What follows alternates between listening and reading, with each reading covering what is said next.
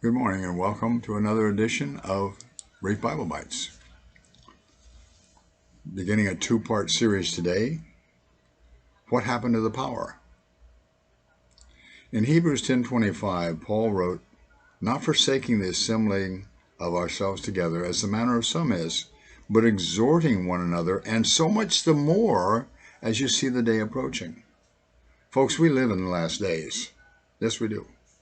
We're living in the last days. There's not a single prophecy that needs to be fulfilled before Jesus comes back. They're all fulfilled. Every one of them. Yeah. And yet, Paul said, all the more as you see the day approaching, we see churches diminishing in numbers by the scores. By the scores. We're supposed to go there and we're supposed to get fed.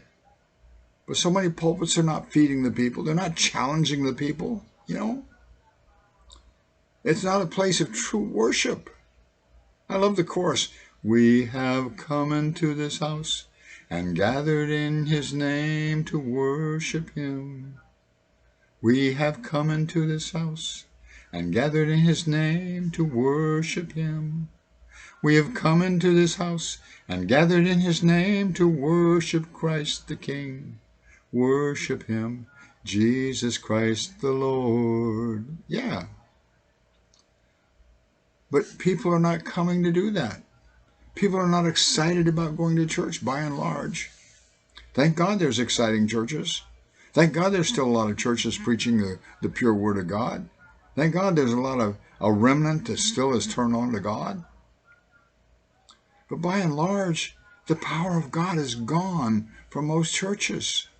And that's why we see thousands of churches closing, more churches closing every year than are being planted. Yes. And in 1 Samuel 4:21 and 22, let me give a little backstory on this. Eli was the judge of Israel for 40 years. Toward the end of that time, he hadn't trained his sons right, for one thing.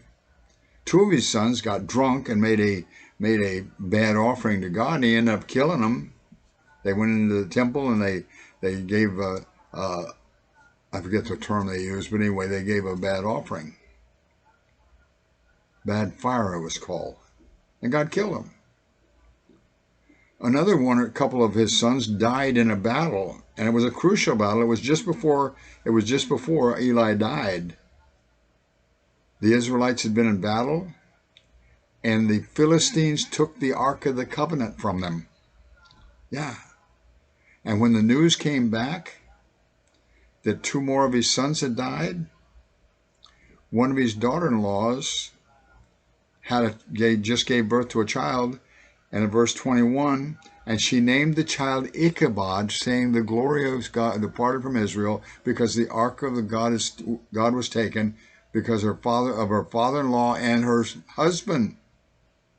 And in verse 22, and she said, "The glory is departed from Israel, for the ark of God is taken." Yeah.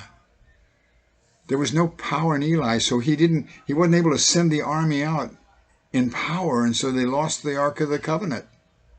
And at least one, if not two more of his sons was killed. And this is happening in church after church today. God is writing over their door, Ichabod. The glory of God has departed from this place. Oh, don't be like that, preachers. Don't you preach a cold pulpit that the God has to write over the door of your church, Ichabod. The glory of God's departed from here.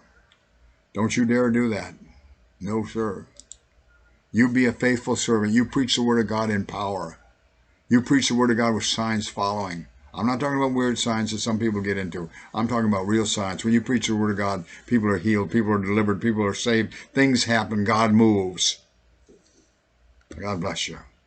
Be sure to watch in 2 days for part 2 of this, and you have a blessed day.